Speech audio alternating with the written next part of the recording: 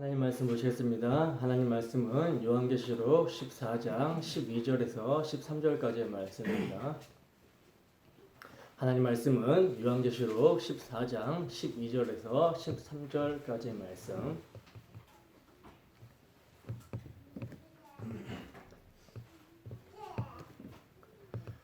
다 찾으셨으면 함께 한 목소리로 합독합니다. 시작. 성도들의 인내가 여기 있나니 그들은 하나님의 계명과 예수에 대한 믿음을 지키는 자니라.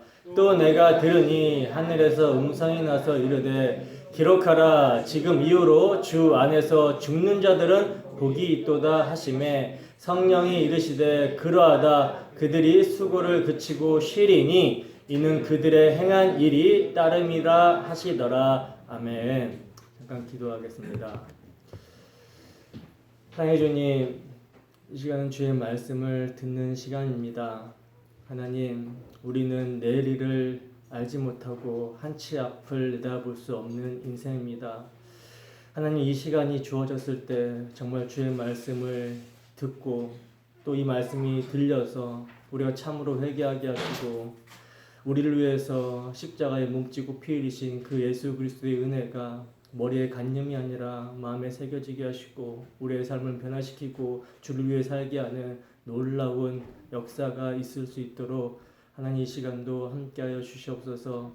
부족한 종의 입술을 주님께서 주관하여 주시고 저희 마음을 주님께서 주관하여 주시고 정말 예수 그리스도의 피 흘리심 아버지 그 피를 아버지 안에 의지하고 그 피를 붙들고 이 시간 가운데 아버지 하나님 주의 말씀을 선포하고자 하오니 선포되는 말씀을 통해서 전하는 자나 듣는 자나 우리 주 예수 그리스도의 복음 안에서 하나 되게 하시고 그 큰 일을 행하신 그 주의 은혜를 높이며 찬양할 수 있는 귀하고 복된 시간 될 수 있도록 함께하여 주시옵소서. 감사드리며 거룩하신 예수님 이름으로 기도드립니다. 아멘. 무슨 수고를 하다가 죽어야 하는가? 무슨 수고를 하다가 죽어야 하는가? 라는 제목으로 하나님 말씀 증거하도록 하겠습니다. 여러분, 교회가 전해야 될 복음은요, 제가 양면이 있다라고 말씀을 드렸죠. 교회가 전해야 될 복음은 양면이 있다라고 제가 말씀을 드렸어요.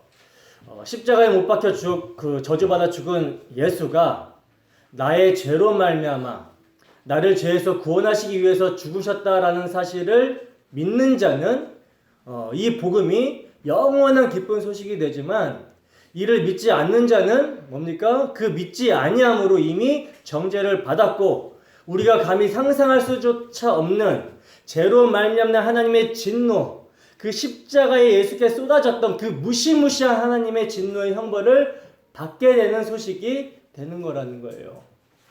여러분, 이게 복음입니다. 그리고 십자가에서 예수님께서 다 이루셨다 하셨을 때 이미 역사를 살아가는 모든 택하신 자들의 구원과 또 유기될 자들의 심판을 이루셨기 때문에 이미 십자가에서 이루셨기 때문에 이 복음, 전도에 미련한 것으로 택하신 자들을 찾는 거예요. 역사 속에서 택하신 자들을 복음으로 찾으신다라는 거죠. 그래서 땅에 거하는 모든 민족과 종족과 방언과 백성에게 전할 영원한 복음이 되는 것입니다. 그러니까 교회는 성경이 증거하고 있는 대로 바로 이 복음의 양면성, 이 양면성을 세상에 선포해야 되는 거예요. 그래서 듣고 믿는 자는 구원을 얻게 되는 것이며 배척하는 자는 이미 그 배척함으로 정죄를 받았고 영원한 형벌, 영원한 심판을 받게 된다는 거죠. 여러분, 성경은요, 심판의 시간이 이르렀다라고 말씀하고 있습니다. 심판의 시간이 이르렀다. 잠깐 후면 오실 이가 오신다라고 성경은 증거하고 있다라는 거예요. 우리가 생각해 볼 때 계시록은 AD 95년에 기록이 되었는데 그리고 벌써 시간이 오늘날까지 약 2000년이 지났는데 아직 심판의 시간이 이르르지 않은 거 아닌가 이렇게 우리가 생각해 볼 수 있지만 그러나 여러분 2000년이 지나는 시간 동안 그 시간 안에 살았던 사람들은요 어디 있을까요 지금? 역사의 시간을 벗어나는 동시에 심판을 받았다는 거예요.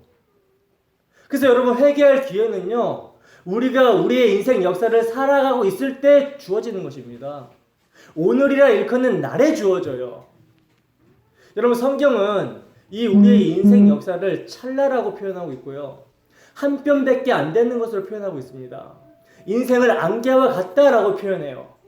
그리고 이러한 짧은 인생을 죄로 말미암아 고해와 같은 인생이고 슬픔과 고통뿐인 세상이라고 말씀하고 있다라는 것입니다. 여러분 성경이 증거하고 있는 이러한 인생과 역사 속에서 정말 우리가 복된 인생이 되려면 우리가 뭘 알아야 되겠습니까? 뭘 알아야 되죠? 우리의 종말과 연한이 언제까지인지를 생각하고 자신의 연약함을 알아야 된다는 거예요. 오늘이라는 시간이 주어졌을 때 우리의 종말과 연한을 생각하고 우리의 연약함을 깨닫고 예수를 믿어야 되는 것입니다. 여러분 예수를 믿는 자들에게는요. 그 심판의 시간이 이르러도 그 심판의 시간이 이르게 되어도 다 되어도 그들에게는 하나님 나라가 가시적으로 완성이 되는 날이 그 심판의 날이 되는 것이기 때문에 그리고 이제 육신의 몸을 벗고 부활의 몸을 입는 죄가 그쳐지는 그 시간이 되는 것이기 때문에 심판날이 뭐가 되는 거예요? 복음이 되는 거예요. 그러나 믿지 아니하는 자들은 짐승의 표를 받은 자들은 세상적 시각으로는 이 땅에서 매매도 마음대로 하고 잘 먹고 잘 사는 것처럼 보이지만 이들은 이 땅에서부터 고난을 받고 있는 것이고 그 실상은 밤낮 쉼을 얻지 못하는 상태이며 그렇게 고단한 인생을 살다가 종국에는 어떻게 됩니까? 불과 유황으로 영원히 고통을 받으며 쉬지 못하는 그런 상태, 그런 영혼의 상태로 떨어지게 될 거라는 거죠. 그러니 이들에게는 심판의 시간이 이르게 되면 영원한 형벌을 받게 되는 거라는 거예요. 그러니까 여러분 썩어질 영광을 쫓아서 밤낮 쉬지도 못하고 허무한 것에 종노릇하는 예수를 믿지 아니하는 사람들이 얼마나 불쌍한 것입니까? 그들이 아무리 자기 마음대로 살고 자기의 영광을 자랑하고 그런 모습으로 나타내도 그 모습은 하나님의 섞이지 않는 진노의 잔을 마신 것밖에 아니라는 거예요. 하나님의 내버려 두시면 심판이 있는 것입니다. 여러분 예수 믿는 자들은 바로 여기서 구원을 받는 거예요. 우리 주 예수 그리스도 안에서 그와 함께 육체의 소욕이 죽는 것. 여러분 이것이 진짜 쉬는 자, 진짜 자유한 자들인 것입니다. 어떻게 한 주 동안 여러분들은 진짜 자유한 자들로서 예수 안에서 참된 쉼을 누리면서 사셨습니까? 여러분 마귀가 장악하고 있는 세상은요. 참 쉼이 없는 헛된 것들로 우리를 유혹합니다. 우리를 유혹해요. 육신의 소욕과 안목의 정욕과 이생의 자랑에 쉼이 있는 것처럼 마치 거기에 행복이 있을 것처럼 아버지의 사랑이 마치 거기에 담겨 있다라는 식으로 우리를 유혹한다라는 거죠. 그러나 여러분 성경은 단호하게 거기에는 아버지의 사랑이 있지 않다라고 증거합니다. 그러한 것들은 세상으로부터 온 것이고 다 지나갈 것이라고 말씀하고 있다는 거예요. 바로 여기에 뭐가 필요합니까? 분별이 필요하고 성도들의 인내가 필요한 것이죠. 하나님의 계명과 예수에 대한 믿음을 지키는 자가 이 세대를 본받지 않고 인내를 하게 된다는 것입니다. 여러분 이 시간 정말 바라건대 성령의 충만한 역사가 말씀의 선포 가운데 있기를 소원합니다. 그래서 정말 이 시간 우리 자신을 돌아보고 상하고 갈급한 마음으로 우리를 위해 십자가 지신 예수 그리스도 그분을 붙들고 의지하는 시간이 되기를 주님 이름으로 축원합니다. 본문 12절 보겠습니다. 함께 읽습니다. 시작. 성도들의 인내가 여기 있나니 그들은 하나님의 계명과 예수에 대한 믿음을 지키는 자니라. 아멘. 지난 시간에 하나님의 계명과 예수에 대한 믿음을 사수하라라는 제목으로 이렇게 말씀을 나눴었는데 여기에 대한 조금 더 구체적이고 자세한 설명이 필요할 것 같아서 12절을 다시 본문으로 잡았어요. 여러분 방금 우리가 읽은 본문 12절은요. 지난 시간에 하나님의 진노의 잔을 마시고 영원히 불과 유황으로 고난을 받게 될 마귀의 세력들과는 대조적인 말씀인 거죠. 영원한 진노를 받을 자들과 대조적으로 영원한 쉼을 얻게 될 성도들은 이 세상에서 어떻게 사는지에 대해서 12절은 기술되고 있다는 거예요. 여러분 이 구절은요 우리가 그렇게 그냥 쉽게 지나쳐서는 안 되는 구절입니다. 오늘 본문은 이제 우리 그리스도인들의 정체성에 대해서 말씀해주고 있는데 그리스도인들은 하나님의 계명을 지키는 자들이고 예수 믿음을 지키는 자들이다라고 그리스도인의 정체성에 대해서 말씀해주고 있다는 거예요. 여러분 제가 지난 시간에 이제 하나님의 계명과 예수 믿음은 같은 거라고 이렇게 뭉뚱그려서 이렇게 설명하고 넘어갔었는데 여러분들은 여기에 대해서 잘 알고 계실 줄 제가 믿어요. 그죠? 근데 여러분 오늘날의 실상은요. 그리스도인이라고 하는 사람들이 하나님의 계명이 무엇이며 그 계명을 지킨다라는 것이 어떤 것을 의미하는 것인지를 잘 모르고 그렇게 신앙생활을 하는 사람들이 많다는 것입니다. 근데 이거는 이제 자기 정체성을 모르는 것과 마찬가지거든요. 그래서 여러분들에게도 제가 한번 여쭤볼게요. 속으로만 한번 대답해 보세요. 하나님의 계명을 지킨다는 것이 여러분 어떤 의미입니까? 왜 우리는 하나님의 계명을 지켜야 되는 것이죠? 그리고 우리가 그 하나님의 계명을 지켰을 때 우리에게는 어떤 유익이 있는 것입니까? 여러분 오늘은 여기에 대해서 함께 정리를 좀 하도록 하겠습니다. 그리스도인들이 하나님의 계명을 지킨다는 것이 무슨 뜻인지, 왜 그리스도인들은 하나님의 계명을 지켜야 되며 어떤 의미에서 계명을 지켜야 되는지 오늘 잘 정리를 하시기 바랍니다. 여러분 태초에 하나님께서 사람을 창조하셨을 때 사람을 어떻게 창조하셨죠? 어떻게 창조하셨습니까? 크리스마스 때 이제 우리 시연이가 교리문답을 외웠던 내용이 있는데 하나님께서 사람을 창조하셨을 때 하나님의 형상대로 사람을 창조하셨죠. 그 하나님의 형상이란 지혜와 의로움과 거룩함, 즉 하나님의 성품을 반영하는 존재로 창조를 하셨다는 거예요. 그래서 하나님께서는 사람을 창조하시고 자기 형상대로 만드신 그 사람에게 만물을 다스리는, 다른 말로 하나님께서 우주 만물을 섬기시고 보존하고 통치하시듯이, 그러니까 하나님께서 섬김으로써 우주 만물을 보존하고 다스리듯이 하나님의 영광을 드러내라고 인간에게 왕권을 주셨습니다. 봉신이죠, 봉신. 근데 하나님께서 자신의 형상으로 만드신 사람에게 단 한 가지 금하신 것이 있었어요. 그게 뭡니까? 선악과를 먹지 말라는 명령이었죠. 근데 여러분 하나님께서 사람에게 선악과를 먹지 말아라 라고 이렇게 명령을 하신 것은요, 단순히 선악과가 저주의 나무이기 때문에 그래서 저주의 가시를 맺기 때문에 그런 명령을 한 것이 아니라, 선악과는 사람이 하나님을 예배해야 되는 존재라는 것을 가르치는 도구로서 하나님의 말씀을 반영하고 있다는 거예요. 모든 인간은 만물보다 절대 상위에 있는 존재지만, 그렇게 만들어졌지만 그 모든 복을 누리기 위해서는 하나님이라는 존재의 절대 하위에 있을 때만, 다른 말로 하나님을 예배하는 자리, 하나님의 말씀을 듣는 자리, 순종의 자리에 있을 때만 그 복이 유효하다라고 하는 선악과는 하나의 상징이었다라는 거죠. 너는 내 말을 들어야 존재할 수 있는 하나님 절대 의존적 존재이다. 그게 널 만든 창조의 목적이다 라는 것을 가르치는 상징적인 것이었다는 거예요. 그래서 하나님으로부터 인간에게 주어지는 모든 생명력이 바라크 복입니다, 여러분.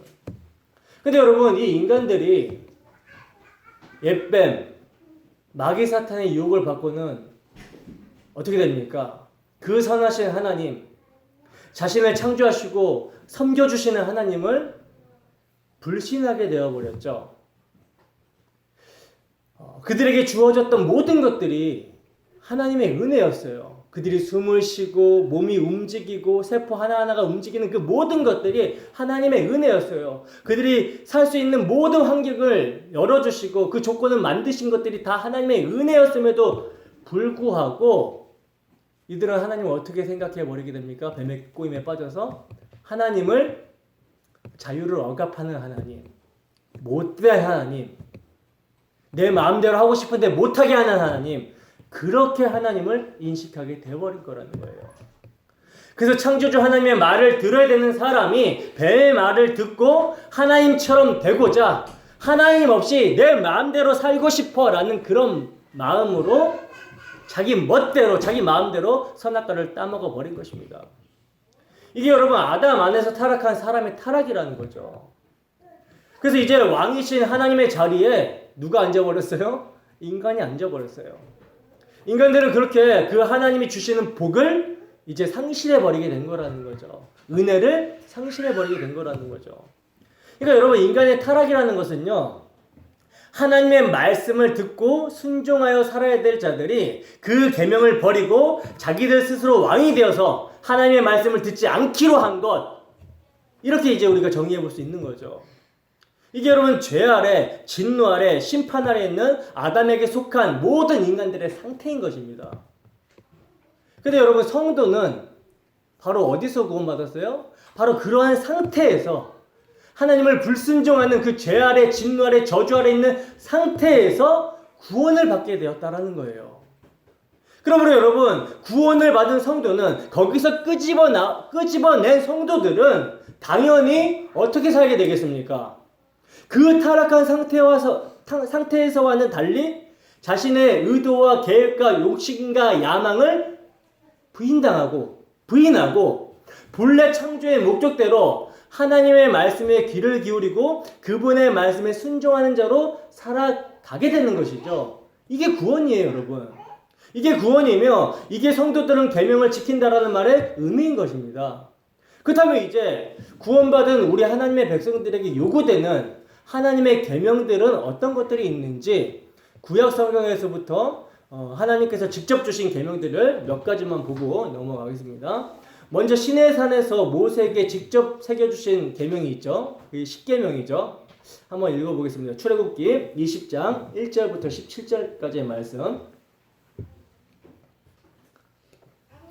함께 읽습니다. 시작. 하나님이 이 모든 말씀으로 말씀하여 이르시되 나는 너를 애굽 땅 종되었던 집에서 인도하여 낸 내 하나님 여호와니라. 너는 나 외에는 다른 신들을 내게 두지 말라. 너를 위하여 새긴 우상을 만들지 말고 또 위로 하늘에 있는 것이나 아래로 땅에 있는 것이나 땅 아래 물속에 있는 것의 어떤 형상도 만들지 말며 그것들에게 절하지 말며 그것들을 섬기지 말라. 나 내 하나님 여호와는 질투하는 하나님이신즉 나를 미워하는 자의 죄를 갚되 아버지로부터 아들에게로 3, 4대까지 이르게 하거니와 나를 사랑하고 내 계명을 지키는 자에게는 천대까지 은혜를 베푸느니라. 너는 내 하나님 여호와의 이름을 망령되게 부르지 말라. 여호와는 그의 이름을 망령되게 부르는 자를 죄 없다 하지 아니하리라. 안식일을 기억하여 거룩하게 지키라. 6 동안은 힘써 내 모든 일을 행할 것이나 7째 날은 내 하나님 여호와의 안식일인즉 너나 내 아들이나 내 딸이나 내 남종이나 내 여종이나 내 가축이 내 문 안에 머무는 객이라도 아무 일도 하지 말라. 이는 6해 동안에 나 여호와가 하늘과 땅과 바다와 그 가운데 모든 것을 만들고 7째 날 쉬었습니다. 그러므로 나 여호와가 안식일을 복되게 하여 그날을 거룩하게 하였느니라. 내 부모를 공경하라. 그리하면 내 하나님 여호와가 내게 준 땅에서 내 생명이 길리라. 살인하지 말라. 간음하지 말라. 도둑질하지 말라. 내 이웃에 대하여 거짓 증거하지 말라. 내 이웃의 집을 탐내지 말라. 내 이웃의 아내나 그의 남종이나 그의 여종이나 그의 소나 그의 낙이나 물은 내 이웃의 소유를 탐내지 말라. 아멘. 자, 여러분 이게 하나님께서 이스라엘 백성들을 출애굽시킨 후, 그러니까 애굽에서 구원하신 후에 시내산에서 주신 계명이라는 거예요. 여러분 구약과 신약은 서로 상충되는 말씀이 아니기 때문에 지금 방금 읽은 10계명 말씀 이것이 이제 우리에게 적용되는 말씀이거든요. 어떻게 10계명을 다 지키고 계십니까? 분명 오늘 본문에서는 우리 성도들은 뭐래요? 이 땅에서 하나님의 계명을 지키는 자다라고 말씀하고 있죠. 지금 우리는 방금 말씀을 통해서 출애굽기 말씀을 통해서 하나님의 계명 중에 가장 기본적인 10가지 계명, 하나님의 계명, 10계명을 읽었는데 정말 지키고 계십니까? 이 10계명? 사실 우리는 이 계명 다 못 지키죠. 그죠? 나는 완벽하게 지킨다. 손 한번 들어보세요. 그래도 여러분, 근데 이 계명들은요, 그래도 이를 악물고 내가 지키겠다라고 마음을 먹으면 인간이 못할 것도 없는 게 인간이잖아요. 그래서 지킬 수 있는 계명이에요. 그래서 바리새인들은 비록 회칠한 무덤처럼 살긴 했지만 이 계명을 외형적으로는 정말 정확하게 지켜냈던 사람들이었다라는 거죠. 그래서 율법의 의로는 흠이 없다라고 하잖아요. 근데 여러분, 신약으로 넘어와서 예수님께서 하나님의 계명을 지킨다라는 것의 진의가 무엇인지를 산상수훈에서 말씀해 주십니다. 그 하나님의 계명을 지킨다라는 것이 단순히 밖으로 드러나는 행동뿐만 아니라 생각까지, 마음까지도 포함해야 된다라고 다시 율법을 정의해 주셨다라는 거예요. 마태복음 5장 21절에서 22절과 27절에서 30절과 38절에서 45절까지 같이 한번 읽어보겠습니다. 시작. 옛사람에게 말한 바 살인치 말라. 누구든지 살인하면 심판을 받게 되리라 하였다는 것을 너희가 들었으나 나는 너희에게 이르노니 형제에게 노하는 자마다 심판을 받게 되고 형제를 대하여 나가라 하는 자는 공회에 잡혀가게 되고 미련한 놈이라 하는 자는 지옥불에 들어가게 되리라. 또 간음하지 말라 하였다는 것을 너희가 들었으나 나는 너희에게 이르노니 음욕을 품고 여자를 보는 자마다 마음에 이미 간음하였음이니라.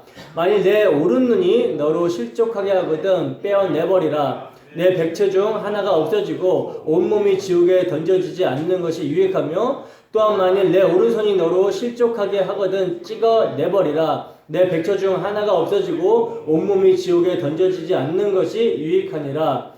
또 눈은 눈으로 이는 이로 갚으려 하였다는 것을 너희가 들었으나 나는 너희에게 이르노니 악한 자를 대적하지 말라. 누구든지 내 오른뺨을 치거든 왼뺨도 돌려대며 또 너를 고발하여 속옷을 가지고자 하는 자에게 겉옷까지도 가지게 하며 또 누구든지 너로 억지로 오리를 가게 하거든 그 사람과 심리를 동행하고 내게 구하는 자에게 주며 내게 꾸고자 하는 자에게 거절하지 말라.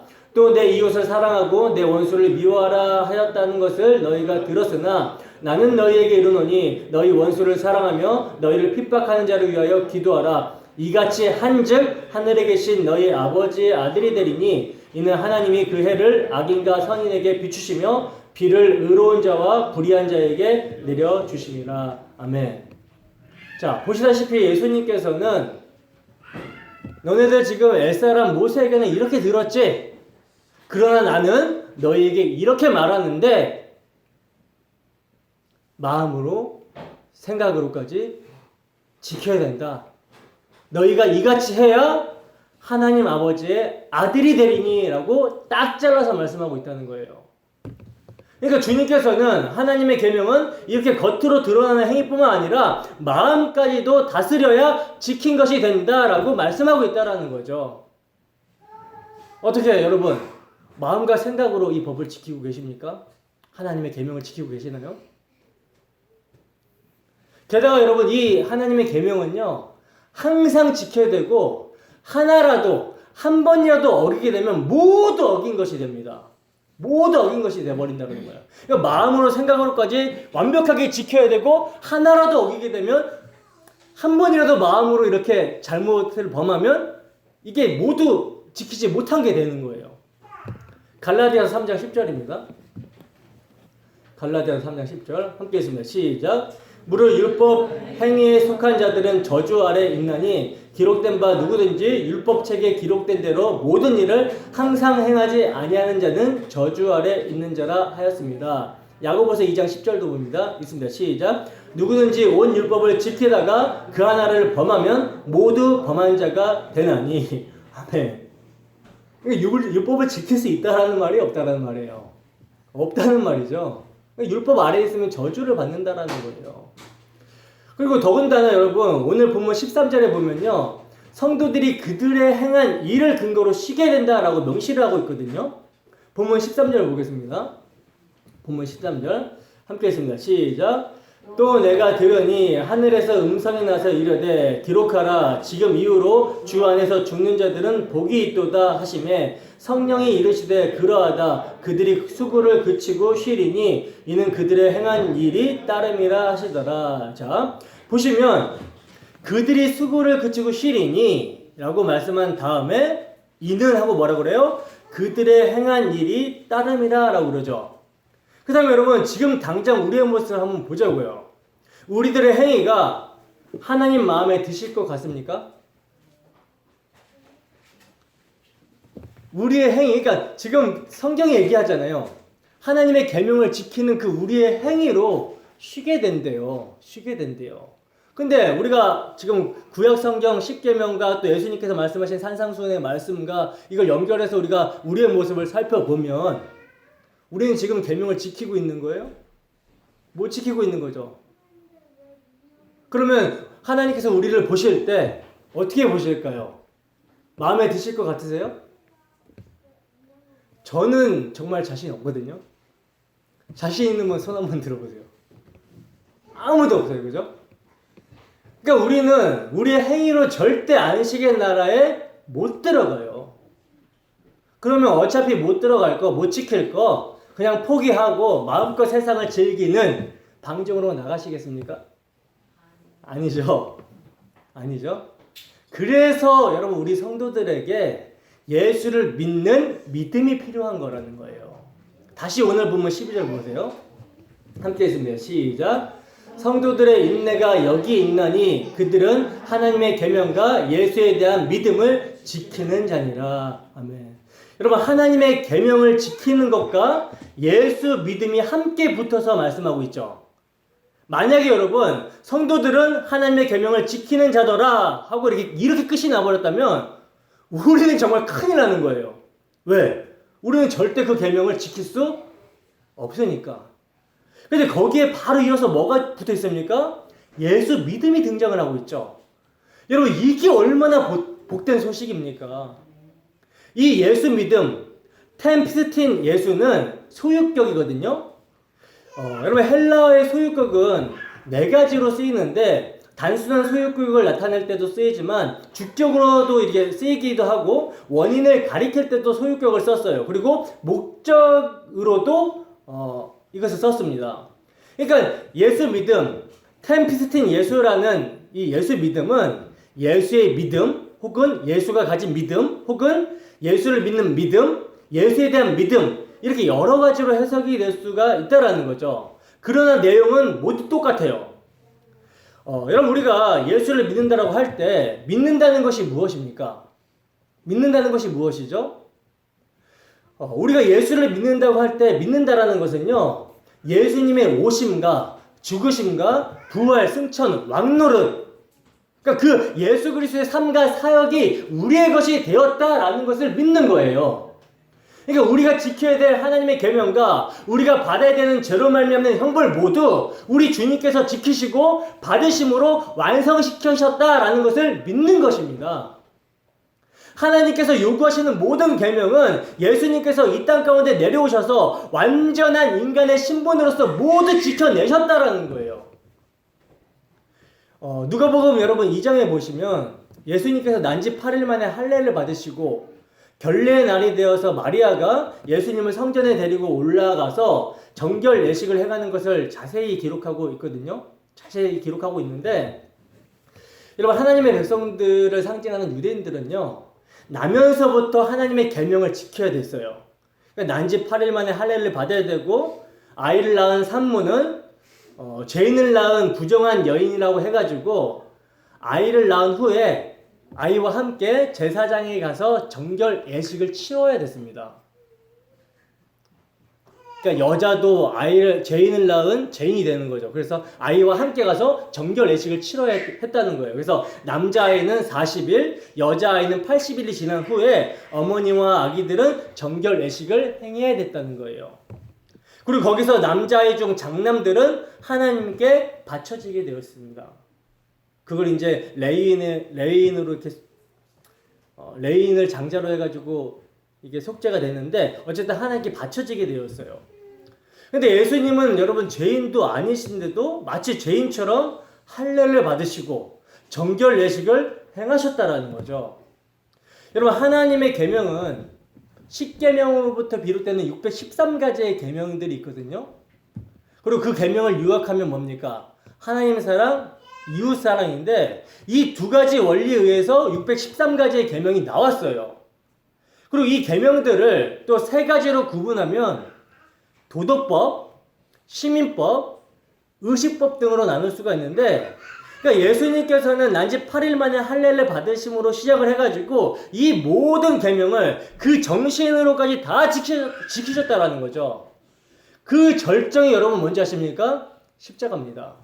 그 절정이 십자가예요. 그래서 성경에 보면 사람이 친구를 위해 목숨을 버리면 이보다 더 큰 사랑이 없다라고 그러죠. 그러니까 예수님께서는 우리와 같은 흉악한 죄인을 형제로 친구로 여기사 자기 목숨을 버리셨다라는 겁니다. 그리고 친구를 위해 목숨을 버리는 창세전에 하나님의 택하신 자들 대신해서 죽으시는 죽음이 예수님께서 아버지로부터 받은 계명이었어요. 그 계명이었기 때문에 예수님은 아버지의 계명에 순종하심으로써 하나님 사랑, 이웃 사랑, 그 사랑을 십자가에서 온전히 자신을 들여서 다 이루신 것입니다. 그리고 당신의 그 모든 삶을, 그 의를 우리 주님께서는 우리 성도들에게 전가시켜 주셨다라는 거예요. 값없이 엄청난 선물을 그냥 거저 주신 것입니다. 그러니까 이제 예수님의 은혜로 마치 우리가 계명을 다 지켜낸 자들이 되었다라는 거예요. 그리고 여겨주신다라는 거죠.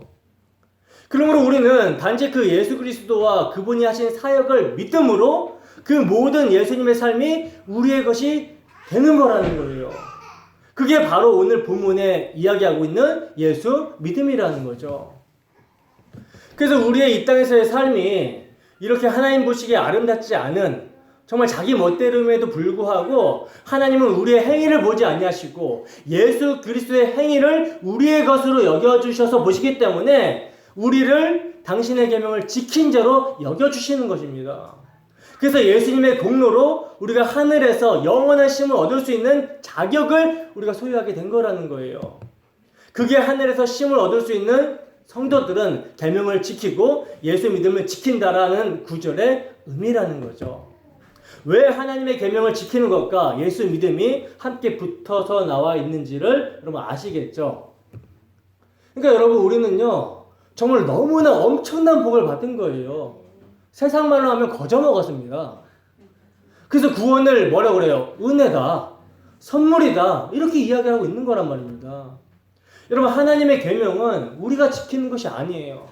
혹자들은 이제 뭐 의식법, 시민법, 도덕법이 있는데 의식법과 시민법은 예수님께서 성취하셨지만 마치 예수님께서는 도덕법은 성취를 안 하신 것처럼 그래서 우리가 지켜야 되는 영원한 법인 것처럼 이야기를 하는데 여러분 도덕법, 이 십계명도 예수님께서 우리가 뭔가 보탤 것 없이 완전하게 성취하셨다는 거예요. 아니 십계명의 해석으로 나온 게 613가지의 계명인데 이게 도덕법이 성취가 안 되면 어떻게 해요? 완벽하게 성취가 되었다는 것입니다. 여러분 신구약 성도가 동일하게 믿음으로 구원을 받았다라는 동일성으로 보면요. 구약의 이스라엘 백성들은 유월절 어린 양의 피를 믿음으로 구원을 받은 거예요. 그리고 그 믿음으로 구원받은 그들에게 십계명의 율법과 613가지의 법이 주어지는 것은요. 그들로 하여금 자신의 모습을 보게 하고 유월절 어린 양으로 오실 그리스도를 믿음으로 바라보게 했던 것입니다. 몽학선생, 초등교사가 되었던 것이죠. 율법이. 그래서 이스라엘 계명 중에는 도덕법과 시민법 외에 의식법, 즉 성막제도와 제사제도가 있었던 거라는 거예요. 그들은 여러분 도덕법과 시민법을 지키는 것도요. 그러니까 십계명으로부터 시작되는 613가지의 계명을 지키는 것도요. 어떻게 지키냐면 유월절 어린 양의 피의 공로를 의지하고 기억함으로써 이웃사랑을 지켜야 됐고 온전히 사랑하지 못하는 그들의 죄를 발견하고 성막에서 제사를 드림으로 오실 그리스도를 믿음으로 바라봐야 됐던 것입니다. 그러니까 이스라엘이 율법을 지키는 거룩한 삶도 유월절 어린 양의 피 안에서 그를 믿음으로 행해져야 됐다는 거예요. 여러분 구약은 신약 성도들의 거울이기 때문에 동일합니다. 실체가 오셨는가 오시기 전인가 이것만 달라요. 여러분 우리는 예수님이 성취하신 의를 믿어 구원을 받는 것입니다. 성화 하면서 성화를 주장하는 사람들이 많은데 여러분 성화가 뭐예요? 성화가 뭡니까? 거룩한 변화가 성화죠. 근데 여러분 우리 스스로 거룩한 변화를 일으킬 수 있습니까? 여러분, 성화는 예수님이 우리의 거룩이 되심을 믿는 거라니까요. 예수님이 우리의 거룩이 되심을 믿는 게 성화예요. 그 예수님의 거룩이 우리를 거룩하게 변화시키는 것입니다. 그러니까 거룩하신 예수님 안에서 그 내 안에 사시는 예수를 드러나게 사는 것이 성도의 성화예요. 단순히 도덕과 윤리적인 이야기가 아닌 것입니다. 철저하게 예수 안에서 사는 거예요. 여러분, 우리의 모든 것은요, 예수님의 십자가와 함께 생각해야 됩니다. 이것을 여러분 분리시켜서 떨어뜨리게 되면 우리가 얻을 수 있는 것은 아무것도 없어요. 예수님과 우리를 떨어뜨려서 생각하는 자들이 여러분 오늘날 팽배한 자유주의 신학입니다. 여러분, 자유주의 신학자들은요, 예수 그리스도의 피를 믿는 우리를 도살장 신학이라고 비웃어요. 불트만이라는 자유주의 신학자에게 가르침을 받은 이제 한국의 여러 신학자들은요, 예수님의 부활을 믿는 자들에게 아직도 부활을 믿느냐고 조롱하면서 예수는 죽었다 살아난 것이 아니라 제자들이 그 예수 그리스도의 가르침에 매료가 되어서 그 가르침을 조금 효과적으로 감동적으로 전하기 위해서 예수의 이야기를 신화화했다고 주장합니다. 신화화했다고 주장합니다. 그러니 부활의 정신으로 마치 예수가 살아났다라고 여길 만큼 그 가르침을 신봉하고 그의 삶을 따랐던 제자들처럼 우리도 열심히 그분의 삶을 쫓아서 고급한 정신 문화와 고급한 도덕, 윤리, 그리고 고급한 종교성을 갈고 닦으면 되는 것이다 라고 주장을 합니다. 기독교를 그렇게 정의하고 주장을 하고 있다는 거예요. 그리고 오늘날 자유주의 신학자들에게 영향을 받은 수많은 교회라고 하는 곳에서 예수님을 박애적인 윤리 선생 정도로 여기고 그 삶을 본받자 하고 있다는 것이죠. 일본 몰제각한 개혁교회 안에서도 예수님의 십자가의 피 흘리심은 구원받을 때 필요한 것이고 이제 우리는 구원받았기 때문에 성화의 삶을 전진해서 영광을 돌려야 된다라고 가르치고 있는데, 여러분, 우리의 그 성화의 삶이 어느 정도야 하나님께 영광이 될까요? 어느 정도야 하나님께 영광이 될까요?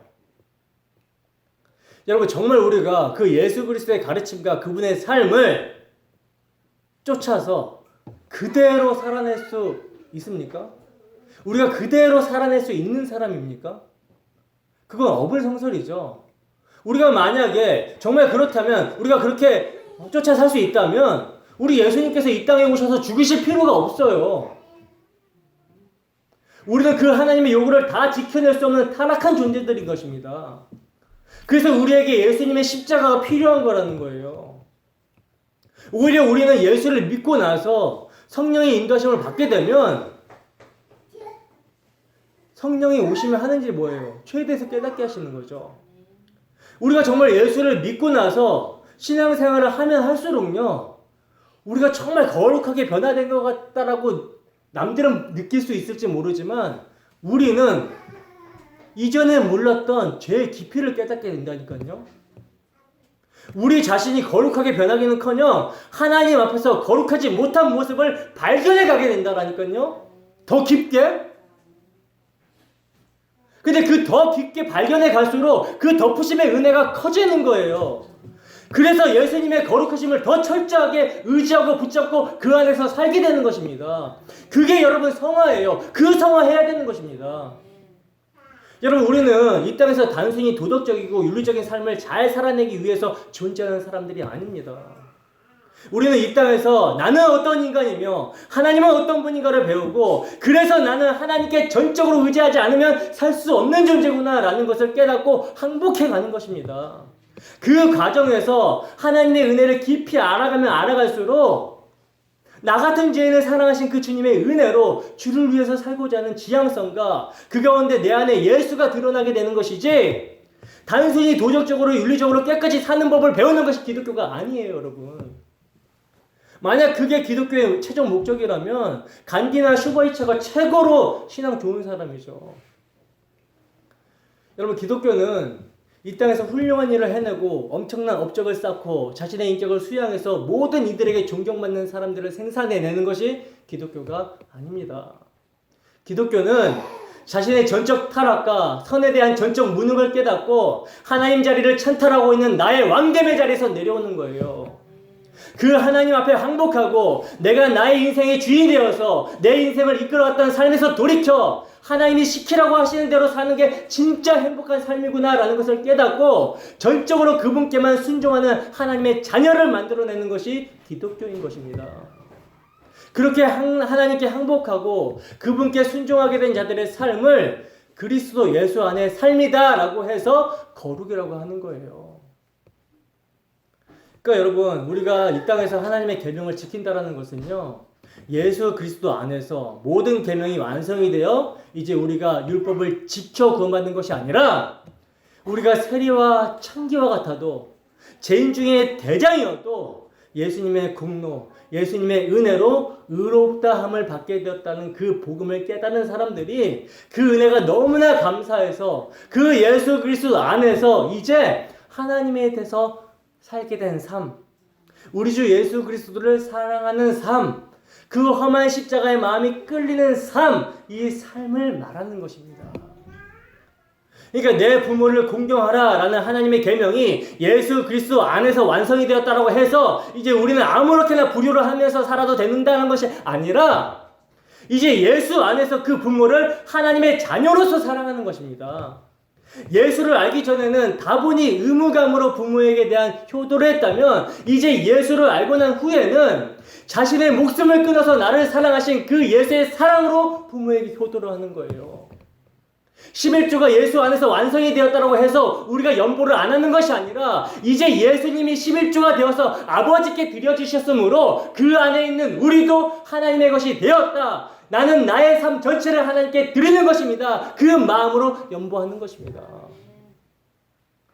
여러분, 사도 바울이 그의 서신서에서 우리 그리스도인들에게 요구하는 그리스도인의 바른 삶은요, 바로 그 항복에서 우리 주 예수 그리스도의 십자가 앞에서 자신을 보게 된 자들에게서 나오게 되는 거룩을 말하는 거예요.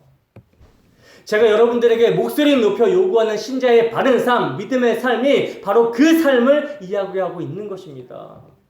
아니, 하나님의 복음을 그렇게 잘 배우고 자신이 누구인지 깨닫고 하나님이 누구신지를 깨달았다는 사람들이 왜 그 삶 속에서 하나님에게 항복하는 순종의 몸짓이 안 보일 수 있냐고 책망하는 것입니다. 그렇다면 혹시 우리가 복음을 잘못 이해하고 있는 건 아닌지, 정말 십자가 앞에서 우리가 서게 된 자들이 맞는지, 우리에게 그리스도의 영이 있는지 확인해 보라고 제가 목소리를 높였던 거예요. 왜냐하면 성도의 삶은 은혜를 입은 자의 자연스러운 반응이거든요. 그런데 왜 은혜를 잘 안다라고 하는 사람들이 하나님의 은혜의 부유함을 누리는 삶이 없을 수 있는지, 왜 예배를 경홀히 여기는지, 왜 우리를 구원해 주신 그 주님을 뜨겁게 사랑하지 못하는지, 왜 하나님과 예수 그리스도를 아는 즐거움 가운데 살지 못하는지, 그 은혜를 베푸신 분께 목숨을 바치긴커녕 여전히 이렇게 게으르고 모나고 불성실하게 살고 있는지 말씀으로 책망했던 것입니다. 그렇다고 제가 마음에도 없는 것들을 억지로 강요하는 것이 아니에요. 절대 오해하지 마세요. 인간들은 얼마든지 자기 자랑과 드러남을 위해 손해를 감수할 수 있는 사악한 존재이기 때문에 저는 복음으로 이것조차도 쳐내는 것입니다. 여러분, 그리스도의 복음이 있는 자들은 반드시 그 마음에 찔림이 있어요. 그래서 우리가 우리의 죄를 자백하면 그는 미쁘시고 의로우사 우리의 죄를 사해 주신다라는 회개, 이 회개를 반드시 하게 됩니다. 주 앞에, 십자가 앞에 서라는 거예요, 여러분. 여러분, 우리가 십자가 앞에 서는 삶을 살지 않으면 반드시 자기 의가 나와요.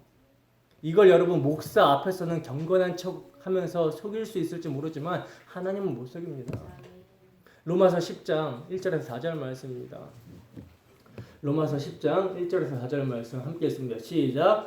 형제들아, 내 마음에 원하는 바와 하나님께 구하는 바는 이스라엘을 위함이니 곧 그들로 구원을 받게 함이라. 내가 증언하노니 그들이 하나님께 열심히 있으나 올바른 지식을 따른 것이 아니니라. 하나님의 의를 모르고 자기 의를 세우려고 힘써 하나님의 의에 복종하지 아니하였느니라. 그리스도는 모든 믿는 자에게 의를 이루기 위하여 율법의 마침이 되시니라. 아멘. 여러분, 제가 십자가 앞에 서야 된다라고 외치고 그리스도 안에서 경건하게 살아야 된다라고 외치는 것은요, 단순하게 착하게 살라가 아니라 우리는 착함 속에서도 그 행위로 만족하고 자기 의를 자랑할 수 있는 존재이기 때문에 우리 주 예수 그리스도 앞에서 우리의 추악함과 연약함을 낱낱이 드러내라는 것입니다. 이게 여러분 율법을 적법하게 쓰는 거예요. 이게 율법의 목적입니다. 율법을 지켰다라고 하는 내 행위의 의를 챙기는 것이 아니라 우리의 마음이 어떤 상태인지를 보게 하고 초등교사로서 율법을 완성하신 그리스도께로 인도하는 거, 이게 제 역할이라는 거죠. 디모데전서 1장 8절에서 11절 말씀입니다. 디모데전서 1장 8절에서 11절 말씀 함께 읽습니다. 시작. 그러나 율법은 사람이 그것을 적법하게만 쓰면 선한 것임을 우리가 아노라. 알 것은 이것이니 율법은 옳은 사람을 위하여 세운 것이 아니요 오직 불법한 자와 복종하지 아니하는 자와 경건하지 아니한 자와 죄인과 거룩하지 아니한 자와 망령된 자와 아버지를 죽이는 자와 어머니를 죽이는 자와 살인하는 자며 음행하는 자와 남색하는 자와 인신매매를 하는 자와 거짓말을 하는 자와 거짓맹세를 하는 자와 기타 바른 교훈을 거스르는 자를 위함이니 이 교훈은 내게 맡기신 바 복되신 하나님의 영광의 복음을 따름이니라. 아멘. 여러분, 율법은 선한 것입니까? 악한 것입니까? 율법은 하나님의 말씀입니다. 선한 거예요. 그러므로 이 율법을 적법하게 쓰는 것은요, 올바로 쓰는 것은요,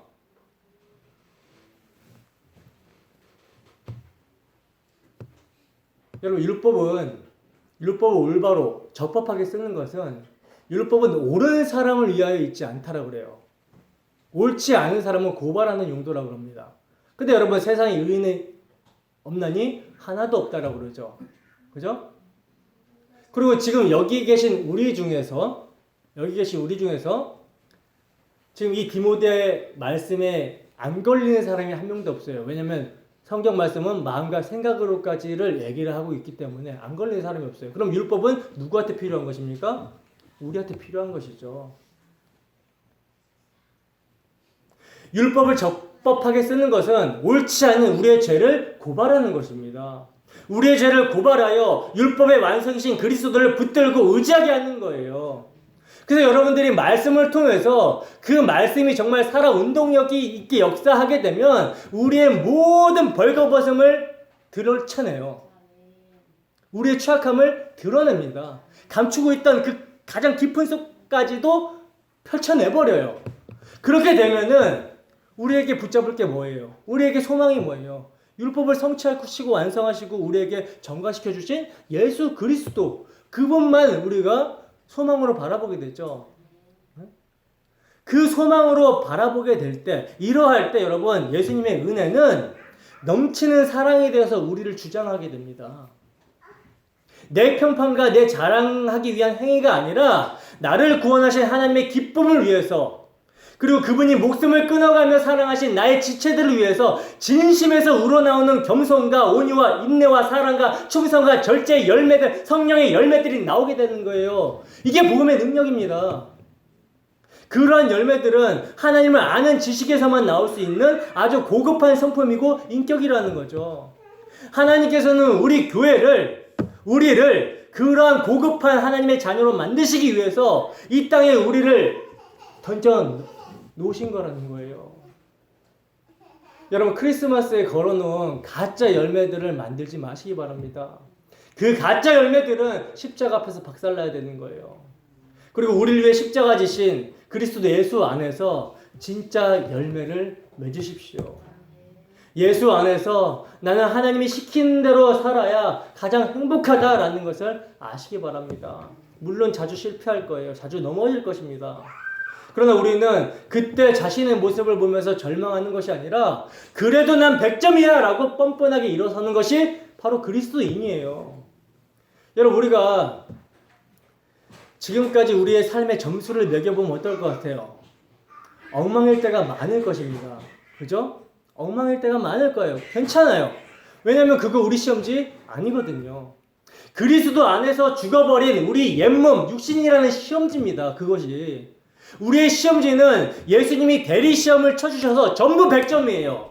이걸 여러분들이 기억을 하셔야 되는 거예요. 이걸 기억할 때 그 은혜에 감사하는 반응이 자연스럽게 나오게 되는 것입니다. 근데 이걸 모르면 어떻게 될까요? 육신의 그 시험지 조금 더 잘 맞겠다고 노력하다가 낙심하고 낭망하게 되고, 조금 잘 맞으면 우쭐하고 이러는 거죠. 그러나 여러분, 그런 육신의 시험지는 하나님 보실 때 뭐예요? 다 빵점! 하나님 보시는 것은 예수 안에서 우리를 100점으로 봐주시는 것입니다. 근데 하나님께서 우리의 빵점짜리의 모습을 수시로 알게 하신 이유는 이러한 우리에게 100점을 주시기 위해 누가 희생하셨는지, 당신의 아들의 은혜를, 또한 그 아들을 보내신 당신의 사랑을 알게 하시기 위해서라는 거예요. 그래서 여러분, 우리는 우리의 삶 속에서 하나님의 요구에 턱없이 모자라는 자신의 모습을 매일매일 발견하면서 진정으로 겸손함을 배우는 것이며, 매일매일 남들의 가슴을 못 박으면서 여러분들의 불가능함을 배우는 것입니다. 그러므로 우리는 매일매일 우리의 화를 참지 못하는 자신을 보면서 슬퍼해야 되는 거예요. 그리고 우리들이 얼마나 못되고 얼마나 더러우며 얼마나 게으르며 얼마나 추악한지 인정하시기 바랍니다. 그리고 그럼에도 불구하고 그러한 나를 위해 죽어주신 그 천지를 말씀 한마디로 창조하신 참 하나님 예수 그리스도를 기억하시기 바랍니다. 빵점짜리 나를 위해 100점짜리 시험지를 들고 찾아오신 그 예수 그리스도를 생각하세요. 그리고 감격하세요. 그 감격이 우리를 하나님이 기뻐하시는 삶으로 천천히 인도해 갈 것입니다. 다시 한번 말씀드립니다. 교회의 존재의 목적은 다른 게 아니에요. 거룩입니다. 거룩도 그냥 자기 자신을 자랑하기 위해서, 드러내기 위해서 그런 거룩이 아니라, 그건 세상이 추구하는 거룩이고, 우리의 거룩은 거룩하신 우리 주 예수 그리스도 안에서 하나님을 알고 자신을 알므로 해서 하나님 앞에 항복해 들어가면서 나타나는 겸손한 거룩. 바로 그것이 우리가 이 땅에서 유일하게 드러내야 되는 삶인 것입니다. 여러분, 우리는 여전히 이 모양 이 꼴인데 하나님께서는요, 우리에게 그분의 생명까지 다 주셨다라는 거예요. 이미 우리의 경건에 속한 모든 것을 다 주셨다라고 성경은 증거합니다. 그래서 우리는 감사하는 마음으로 그분의 기쁨을 위해 그분의 말씀대로 살기를 경주하면 된다라는 거예요. 베드로후서 1장 2절에서 4절 말씀입니다. 베드로후서 1장 2절에서 4절 말씀 함께 했습니다. 시작. 하나님과 우리 주 예수를 알므로 은혜와 평강이 너희에게 더욱 많을지어다. 그의 신기한 능력으로 생명과 경건에 속한 모든 것을 우리에게 주셨으니 이는 자기의 영광과 덕으로서 우리를 부르신 이를 알므로 말미암음이라. 이로써 그 보배롭고 지극히 큰 약속을 우리에게 주사 이 약속으로 말미암아 너희가 정욕 때문에 세상에서 썩어질 것을 피하여 신성한 성품에 참여하는 자가 되게 하려 하셨느니라. 아멘. 그럼 보세요. 다 주셨대요. 다. 경건에 속한 모든 것을 우리에게 다 주셨다라고 말씀합니다. 이걸 믿는 우리는 무조건 안식의 나라에 가게 되는 것입니다. 그런데 아이러니컬하게도 그래서 우리는 막 살 수가 없어요. 하나님께서 당신의 사랑을 십자가에서 드러냈기 때문에 그 십자가를 우리가 알아버렸어요. 당신의 아들을 십자가에 내어주신 하나님께서, 우리를 위해서 내어주신 하나님께서 그 진노를 아들에게 다 퍼부어 버리심으로써 죄가 얼마나 끔찍하고 죄가 얼마나 무서운 것인지를 우리는 알아버렸기 때문에, 그리고 우리를 그렇게 사랑하시는 하나님께서 죄를 얼마나 미워하시는지를 알아버렸기 때문에 우리는 우리의 육신의 소욕이 예수와 함께 죽었다 여기며 하나님에 대해서 우리 주 예수 그리스도를 위해서 살게 되는 것입니다. 이게 은혜를 아는 자들의 모습인 거예요. 은혜를 모르니까, 은혜가 뭔지를 모르니까 그럼 이제 아무렇게나 막 살아도 되겠네요.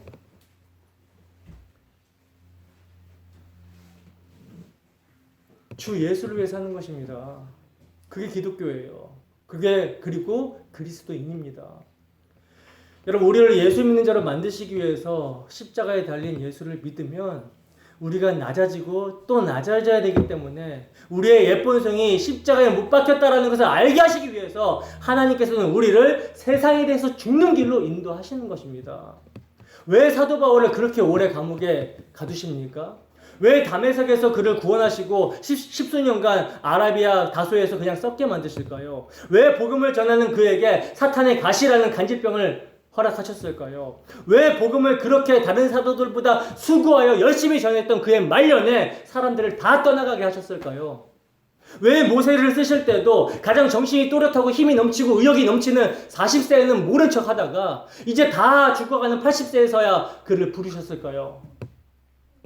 하나님은 참 일을 비효율적으로 하시는 것 같지 않습니까? 왜 성령과 능력과 지혜가 충만한 스데반을 살려서 우리 생각에 오래오래 하나님의 일에 사용했으면 좋겠는데 그렇게 쓰지 않으시고 돌에 맞아 죽게 만드셨을까요? 여러분 중요한 것은요. 하나님의 어리석음이 사람보다 지혜롭습니다. 하나님의 약하심이 사람보다 강하다는 거예요. 여러분 하나님의 목적은 우리를 이용해서 어떤 일을 하시는 것이 목적이 아니라 우리에게 나는 얼마나 약하고 더럽고 악하고 게으르며 무식한 인간인지를 깨닫게 하신다는 거예요. 그래서 하나님 바짓가랑이 붙들고 난 하나님 없으면 절대 살 수 없는 존재입니다. 이 항복을 받아내심으로써 그 하나님의 뜻에 순종하며 사는 하나님의 자녀를 만들어내시는 것이 목적이기 때문에 그렇게 우리가 이해할 수 없는 일들을 통해서 일하신다라는 거예요. 그리고 그런 일들을 통해서 복음이 전해지게 하신다라는 것입니다. 여러분 하나님께서는 이렇게 우리 인생의 모든 사건들, 상하들까지도 다 동원하셔서 우리를 만드시려고 하시는 거예요. 거기에는 질병과 고통과 부도와 굶주림, 인간관계에서의 배신과 아픔 이런 것들이 다 동원되기도 하는 것입니다. 그러나 그 모든 것들은 우리가 하나님의 자녀로 성숙되어지는데 도움이 되는 것들이라는 거예요. 그래서 우리의 삶에 뭐가 필요합니까? 인내가 필요한 것입니다. 왜? 우리는 예수를 믿는 믿음이 있으니까 인내한다라는 것이죠. 우리는 이미 하나님의 계명을 다 지킨 자들이 되었고 결국 하나님께서 천국에 들여 보내실 것이기 때문에 나는 그것을 믿기 때문에 이 모든 고통들은 전부 나에게 유익이야. 이렇게 참는 것입니다. 이게 우리 그리스도인들의 삶이라는 거예요. 잘 참아내십시오. 인내하세요. 여러분들은 이미 모든 계명을 다 지켜내신 분들입니다. 믿으십니까?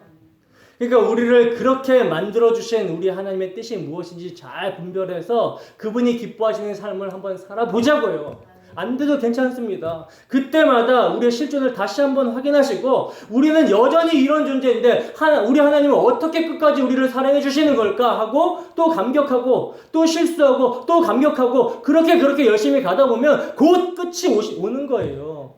그때까지 힘내시기 바랍니다. 본문 13절입니다. 함께 했습니다. 시작.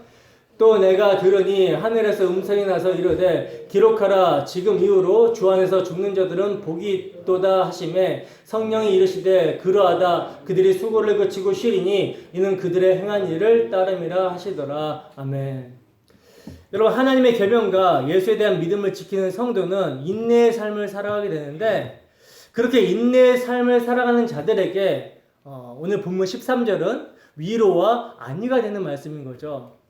지금 이후로 주 안에서 죽는 자들은 복이 있도다. 여기서 여러분 사도가 지금이라는 것은 당시 초대교회 당시에 환난과 핍박을 당하고 있는 성도들을 가리키는 말씀이지만 모든 시대 모든 교회에 예수 믿는 자들에게 동일한 말씀이라는 거예요.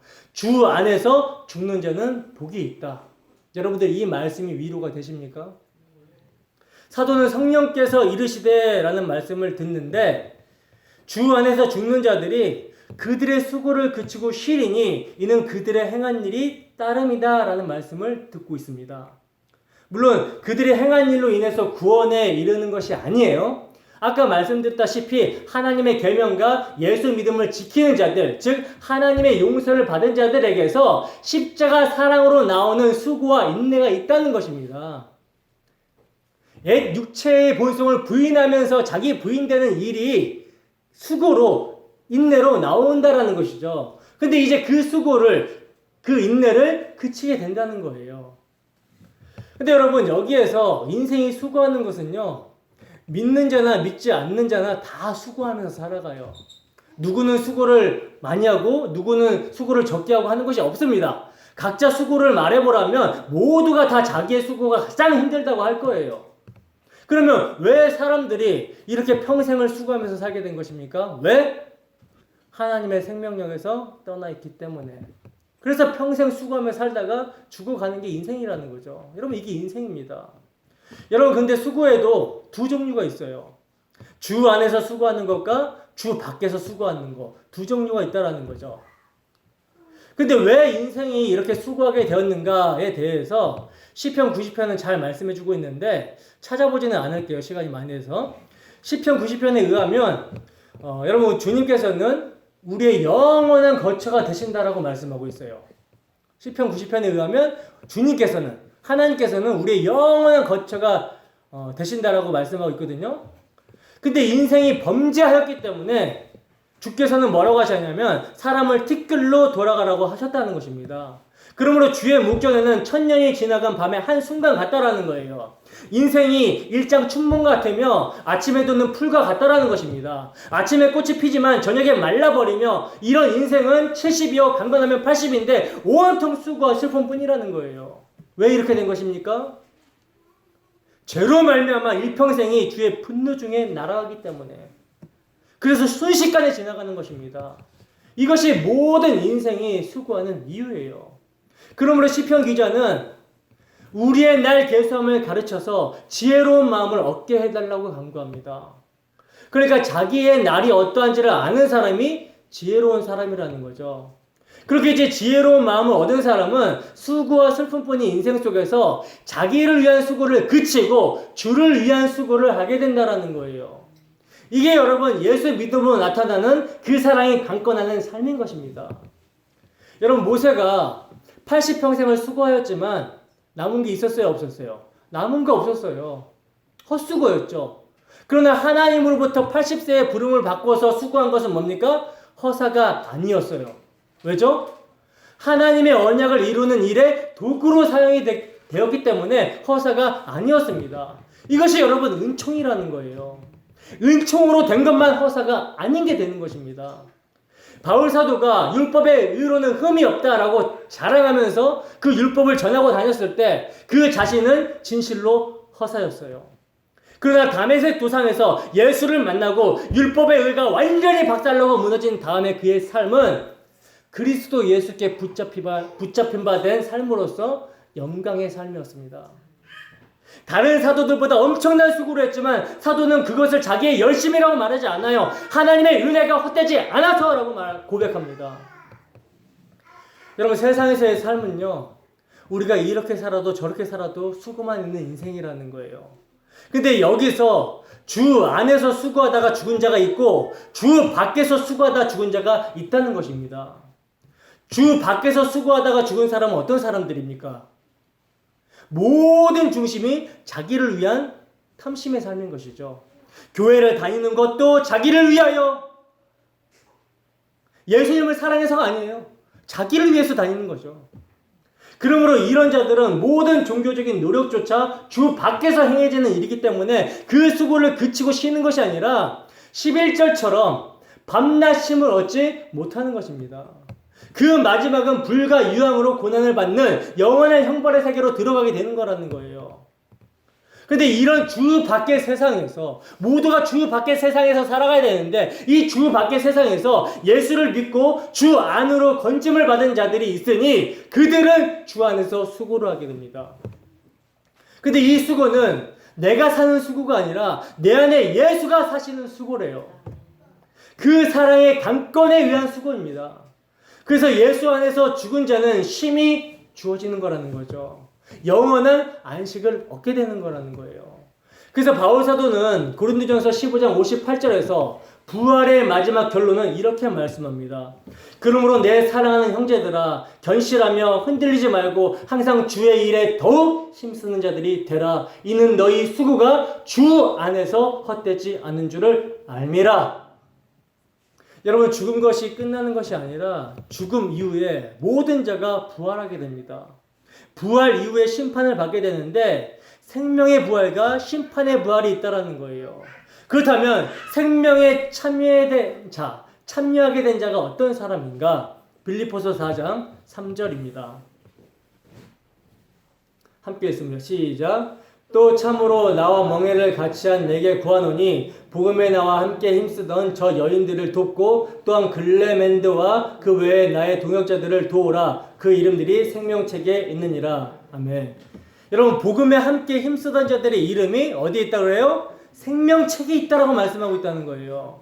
그러므로 여러분, 우리의 한평생을 무엇을 하다가 죽으시겠습니까? 어떤 수고를 하시겠습니까? 우리 주 예수 그리스도의 복음으로 말미암아 옛사람의 수고가 부인되어지고 그쳐지고 멈추어지기를 소원합니다. 그리고 이제 우리를 구원하신 우리 주 예수 그리스도의 사랑 안에서 자기를 부인하고 복음을 위하여 힘쓰고 수고하다가 죽는 복된 죽음에 이르기를 주님의 이름으로 축원합니다. 기도하겠습니다.